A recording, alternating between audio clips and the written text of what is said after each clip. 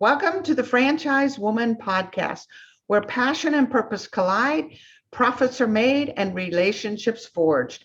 I'm Rebecca Monet, CEO and Chief Scientist at Zorka Profiles. Now, typically, I have my co-host, Tracy Kawa, who's a community advocate, speaker, and author and entrepreneur with me. But today she is launching her second book, so she's unable to make it. She'll be back next week. Today, we have a special guest, Managing Director and founder of Razzamataz Theatre Schools, Denise Hutton-Gosney. Denise is just as passionate about Razzamataz today as when she opened her first school in 2000 in Penrith, Cumbria. Is that how you pronounce it, Denise? Yeah, Cumbria, perfect. Cumbria, there we go. Denise is still very much involved in the day-to-day running and decision-making and works closely with all franchisees to create schools focused on excellence in training and creating amazing opportunities for their students. She's a multi-award-winning franchisor, former professional dancer, and acrobat. She's successfully appeared on BBC's Dragon's Den and is a mom to two beautiful boys. Here's what Denise told us. Razzamataz is my baby and a business I feel so passionately about. It's a privilege to have spent my life working in the performing arts industry and supporting franchisees to build their own successful theater schools. Another fun fact is Denise is a fitness fanatic. She can still do a headstand and caved into her boys when they asked her for both a rabbit and a hamster. You're quite the mama there, Denise. Yeah, they did want a dog, which we're still considering, but the first baby steps was rabbit and hamster. Oh, so sweet. You have a really fascinating history as an acrobat, as a dancer, and of course now as a franchisor with a theater school. But can you kind of give us a little history going back to when you were a child? Were you always theatrical and dramatic and out there? Or tell us a little bit about your childhood and how that brought us to where we are today. Yeah, so thank you for having me on today, Rebecca. It's a real So pleasure good to to have be you, here. Denise. Oh, thank you. So obviously I'm Denise from Razzamataz. I live in Cumbria now, which is England, but I was actually born just outside Glasgow in Scotland. I was brought up there in a two-bedroomed council flat. There was 6 of us, so money was very, very tight. For the first 10 years, I literally shared an airing cupboard with my sister. That was my bedroom. So we couldn't really afford much. I was quite a shy child, but I was inwardly confident, if that makes sense. I was always jumping off the sofa. Like my favorite TV program was Fame, obviously. The American hit show Fame. That was my favorite program. So I was always jumping off the sofa, trying and doing splits. But I didn't actually go to performing arts lessons because my mum and dad couldn't afford it. They didn't have the funds back then. But then my siblings, I was the youngest of 4, started getting a bit older, and I then my mum and dad could manage to afford to send me to some classes. So I started out in a little local dance class, and then I went to a gymnastics class, and my teachers, my mentors, gave me so much confidence because I realized that actually I was quite good at this. There was something that I was quite good at. I was quite good at dance. I was quite good at gymnastics. And the more they sort of praised me and gave me confidence, the more my confidence started growing, and they would ask me to demonstrate, which initially I absolutely hated, but the more I demonstrated and the more I got over that fear of standing up and everyone looking at you, the more I got over that fear, the more I actually quite enjoyed it. And then I started coaching young children. I got the opportunity to go to Camp Canada with the YMCA. The YMCA took me across to Canada, and I was coaching young kids to dance and do gymnastics. And then that led to my professional career, which was on cruise ships. I was lucky enough to do world cruises. I did lots of holiday camps around the UK. I did the West End, so the London Palladium in London's West End. I did lots of pantomimes. So yeah, I guess it was always in me, but my teachers sort of brought it out of me, and they gave me the gift of confidence, and you can learn that. It's not something we're all born with. You definitely can learn. So I feel it's my responsibility now to give back, and that's the whole purpose of Razzamataz. My passion is now the purpose, which is to give back to my communities of students and entrepreneurs, business owners. It's interesting how you stated that, because it does sound like it was in there, but it probably would have remained in there had you not been given an opportunity to have teachers that pulled it out, right, and developed it. Yeah. So the raw, whatever, interest, passion, desire, potentially even gifting was already there. And then your teachers pulled it out and built the confidence so you could do it to a whole different level. Yeah, absolutely. That's, Yeah, and that's why as teachers and mentor, we've got such an important role, because you sometimes don't always realize the impact that you can have on that young person in a positive way, and positively sort of change their lives and support them to be more confident. And that's such a rewarding part of what I do to this day, and I feel very blessed that I'm able to do that. Yeah, no, that's a beautiful, beautiful thing. Confidence, do you think confidence is a natural thing too, or do you think that's more of a muscle that we build over time? I think very few people are naturally 100% confident. Most people I know, and most performers, and people are always quite surprised about this, because people just assume performers are naturally confident people, and actually the majority of performers are actually very shy people. But they've learned that confidence, and particularly actors, they obviously say, well, I become someone else. I'm not Denise anymore. So I become that character, and that helps me with my confidence. But you definitely can learn to be confident, and it's a skill that everyone should learn, because it will just improve every area of your life, your relationships, your career opportunities. It will improve every area of your life if you can learn to love yourself, like yourself, and be more confident. Mm-hmm. And what you're up to at Razzamataz, at the core of it, that's what it is, right? Helping children develop that confidence by getting really enjoying developing a skill. Tell us a little bit more about what all Razzamataz does for those of us that are in the US and we don't yet have the opportunity to have one down the street. But tell us a little bit about Razzamataz.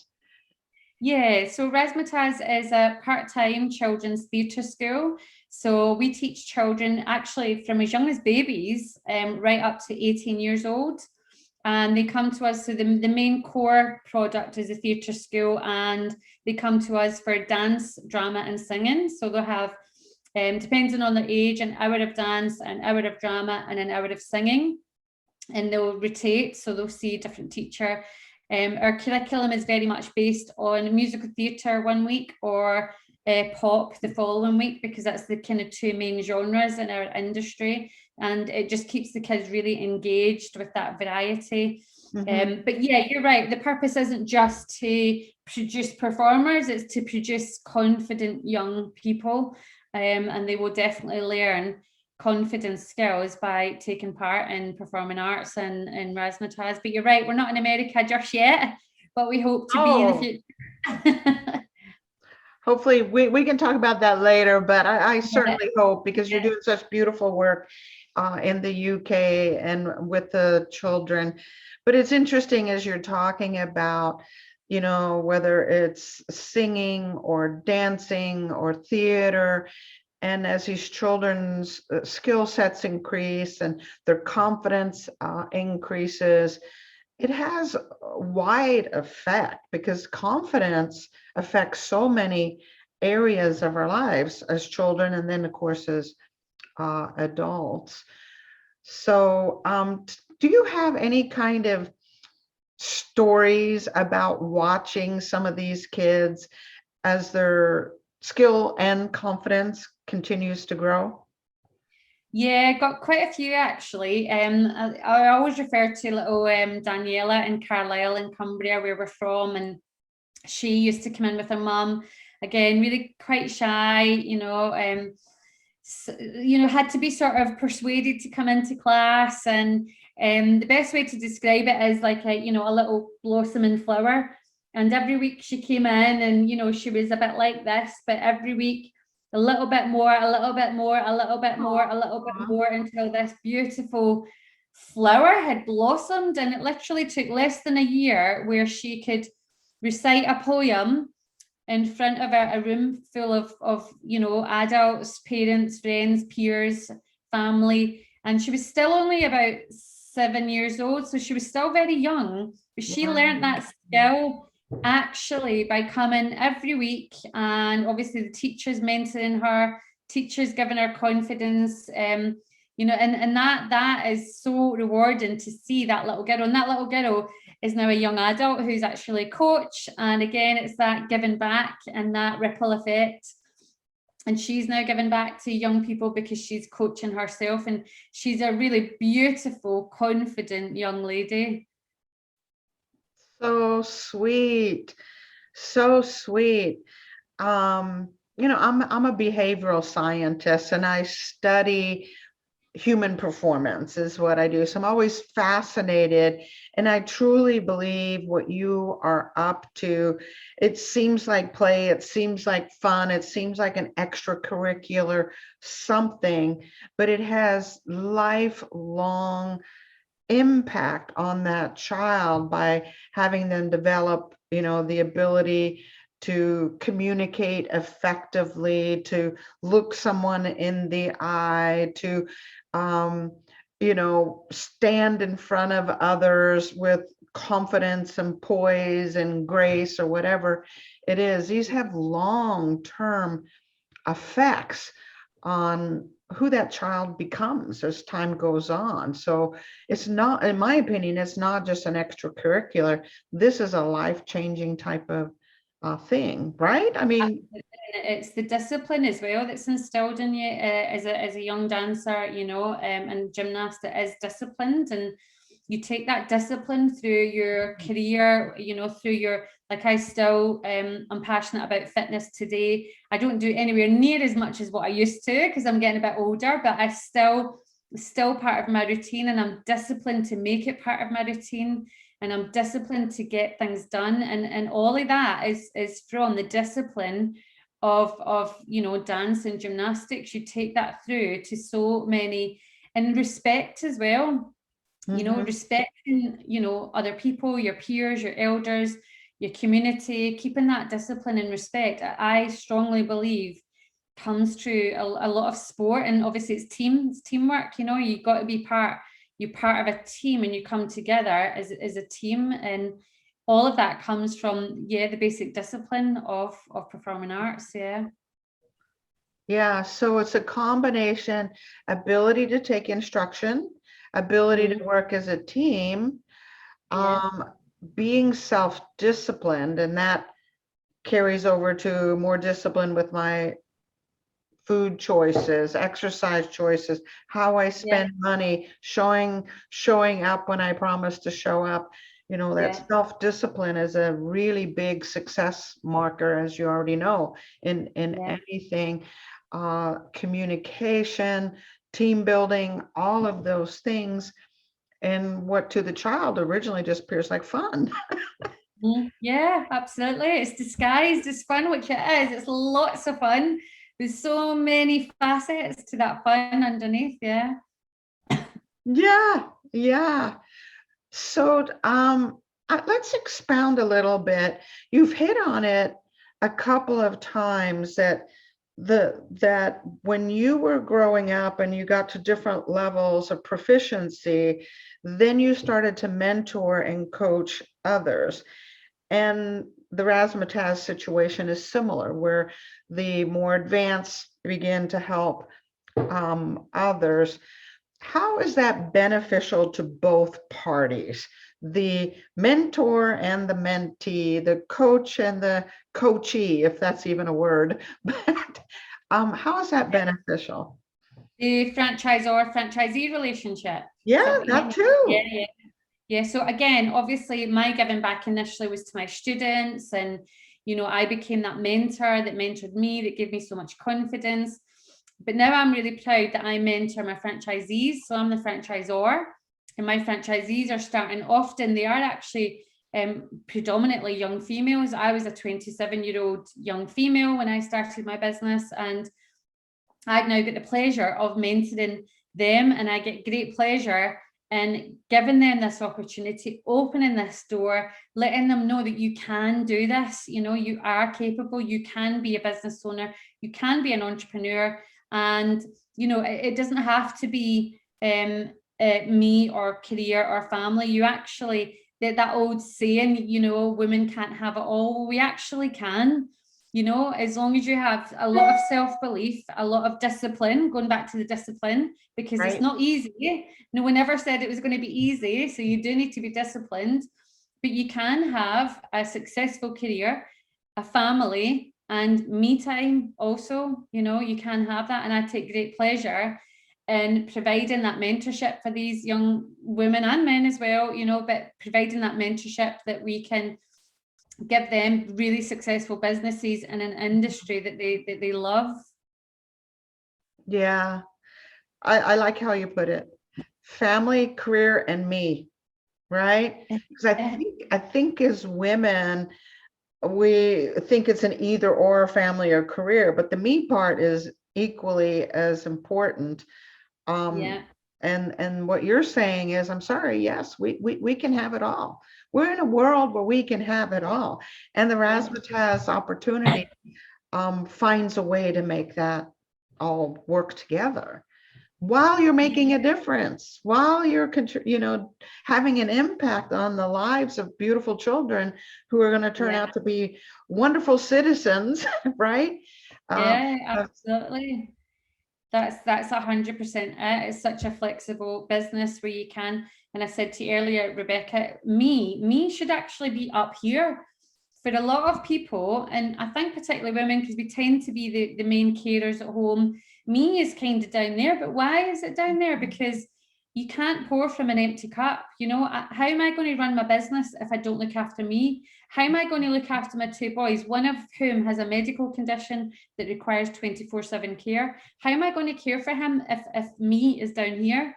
So actually, I've learned to be quite disciplined, and call it selfish, I call it disciplined, where me is up here actually in my exercise, because that keeps my well-being in check.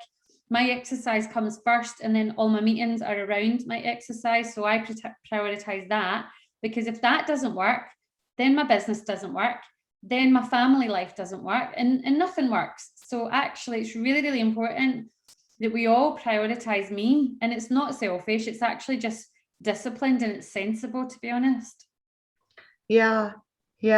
I hope everyone who's listening in really takes that to heart. I'm of a generation where it's sacrifice. And I think you're absolutely right. What happens is a woman ends up so exhausted that there's nothing left to give. And if instead she's doing as you recommend, is putting her own health and well-being at the top of the list rather than at the bottom of the list as a byproduct kind of thing, then she's mentally, physically, spiritually, even financially more healthy if she takes care of herself and makes that a priority in our lives. Yeah, and I think it is seen as almost selfish, but it's actually really, really vital to the everything else working around that. The hub of the home has to be healthy, and otherwise it can't spread its wings everywhere else. That's a great analogy. If you look at it as a wheel and things go, if the hub is strong, we're the heartbeat, we're the hub. Yeah, absolutely. And we need it healthy. Do you think backtracking a little bit now that we're talking about women and women in business, do you think men and women look at business differently? Do you think men and women are different when it comes to self-confidence? That's a good question. I think women definitely more than men have this imposter syndrome, and I think for some reason we're constantly telling ourselves we're not good enough, or that person's better than us, or we're referring to the size we are, or whether we've got the right lip gloss on, or Yeah. I think we just constantly compare ourselves actually, and maybe men don't do that as much, so they've not got as much baggage there, and it's really important that as a woman, you like, I've actually got no makeup on today. I'm quite low maintenance. I am what I am. Take me as I am, and it's important, just again, that going back to that self-confidence and being confident in who you are, without needing that. And taking that imposter syndrome away, and just constantly listen to the other voice that's telling you you are good enough. Yeah. You do look great. We all look different. We all different shapes and sizes, and that's the beautiful thing about life. Wouldn't it be a boring world if we were all the same? So yeah, I think women beat themselves up probably a little bit more than men do. I think you're right. But I also think when our humility is in check, right? We can be confident and humble at the same time. I think it also allows us to grow and to learn and to be open to feedback. I think that's one of the reasons women franchisees do so well, and we have a ton of research on that. They do well because they're willing to be given feedback and critiqued, and always thinking, well, I could do better, I could do better. So hopefully that's not harming the self-confidence, but instead this just desire to be all that she can possibly be. Yeah, and I love feedback actually. My mantra is always be a student. You're always learning. I work with lots of different coaches, male, female, younger than me, older than me. And I just love it. I love learning. I love listening to other people's experiences and taking something from that. And I think the day you stop doing that is the day your business stops growing, really, because you should always be innovative and thinking of the next idea or the next opportunity to give your franchisees, your students. And that's what makes it exciting. That's what makes you want to jump out of bed in the morning, because it's exciting. Yeah. You are a rare bird, though. I got to tell you that, Denise, because not everybody is open to critique and feedback. But I 100% agree with you. It's our way.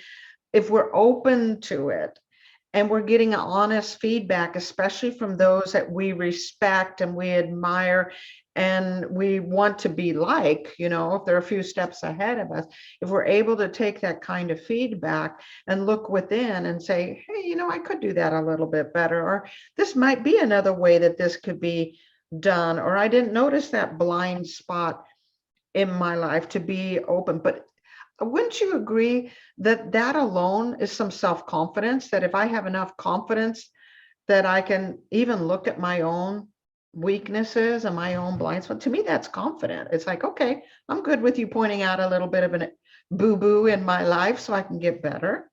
Yeah, that's a really good point, actually. I think that's true, because you have to be able to listen and learn and see it from an outsider's point of view. And that in itself is having the confidence to take that on board and, agree with the valuable feedback and implement that into your business. And that in itself is a skill, that you have to be able to take on board. I love taking, obviously, as long as it's constructive feedback.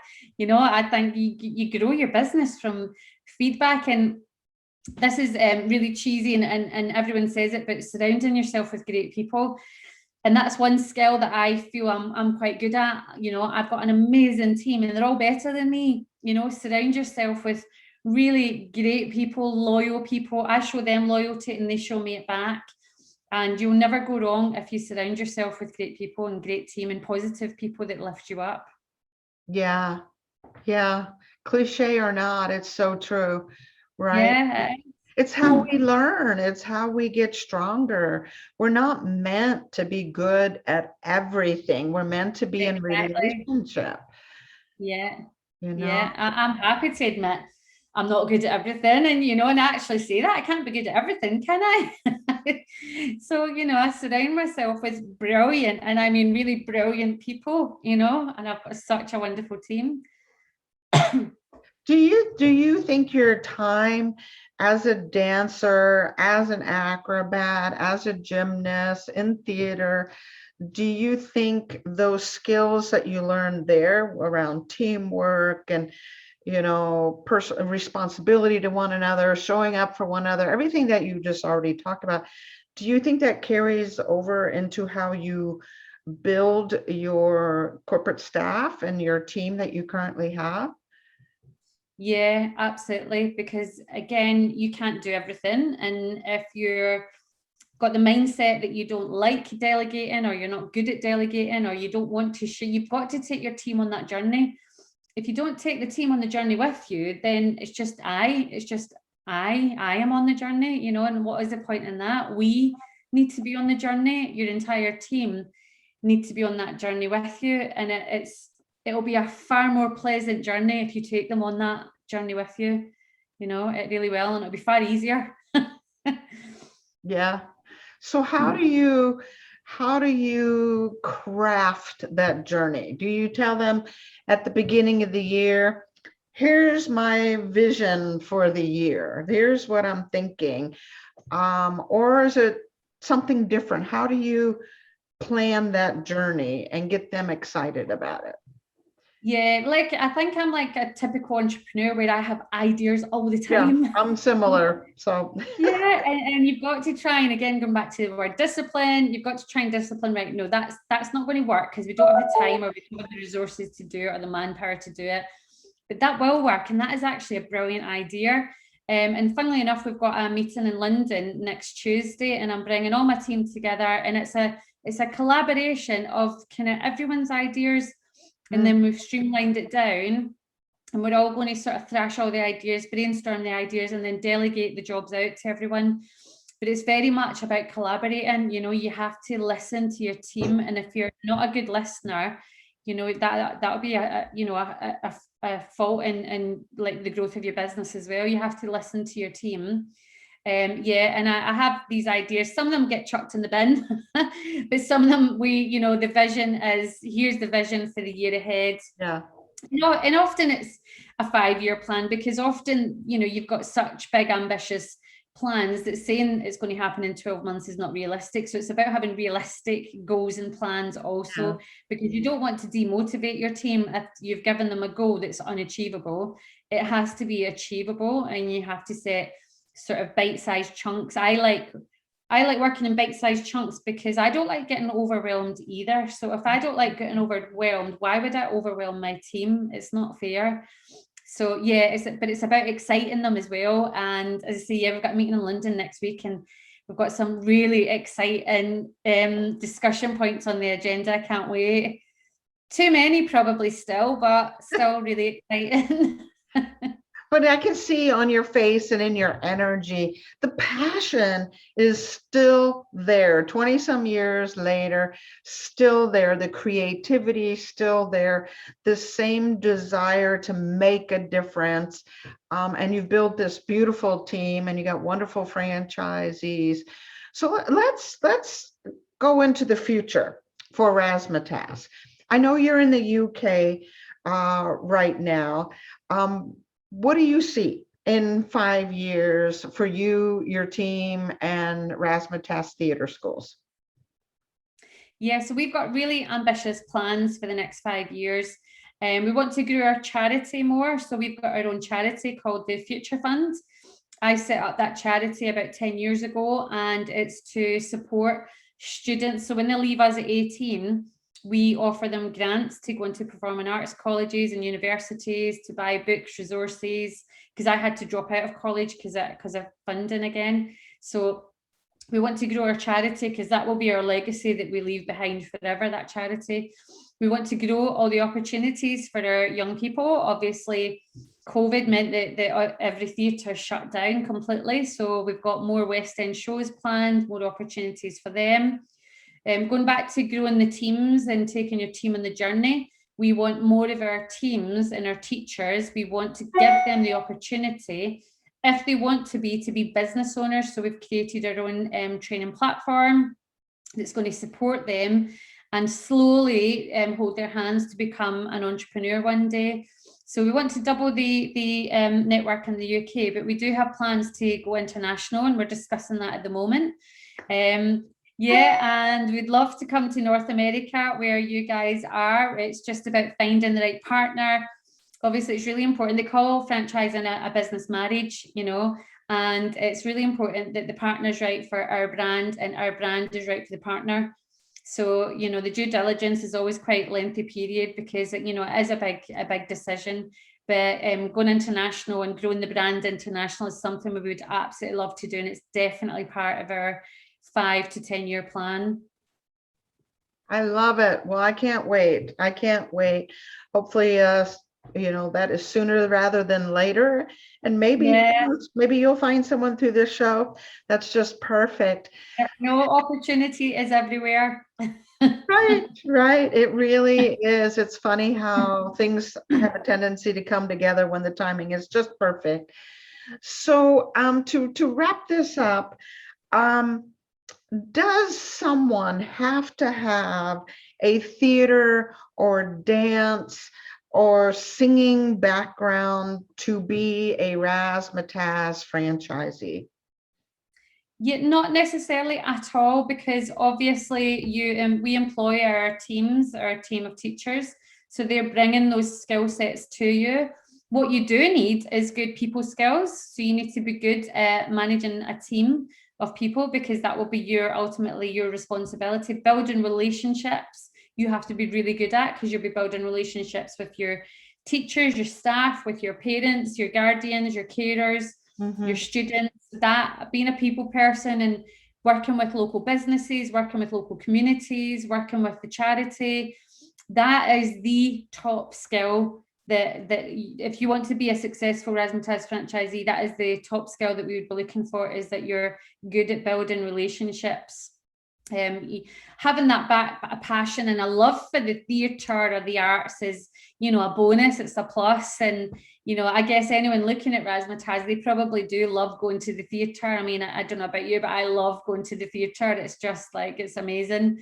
It's so uplifting and inspiring. So having some sort of love for it helps, but it's not essential. Like having the people skills is the top requirement to have a successful franchise. That makes total sense. Your teachers and your team can have that, but but a desire and a passion is a whole nother thing. So to let people know, Denise, if they want to learn more about Razzamataz, where can they find out more? Or if they want to learn more about you, where can they learn more about Denise? Yeah, so our website is, can maybe see it behind me, www.razzamataz, and it's a bit of a mouthful, RAZZAMATAZ.co.uk. So you'll find an index on there about meet our team. I'm on there, the history of our team, the future vision, where we've been, where we're going, all the teams on there, and you can contact me as well. My direct email is on there, just denise@razzamataz.co.uk. We'd love to reach out to more like-minded individuals that are keen to, you know, be entrepreneurs, make a life impact on young people.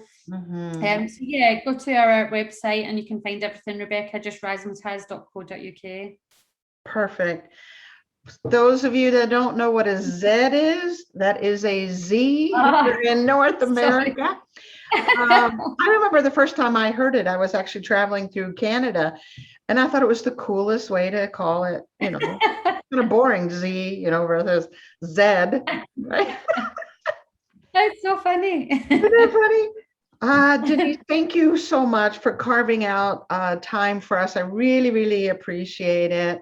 I would love to have you back another time. We're going to be doing a founders show with some women franchise founders. So maybe we can have you back on that show.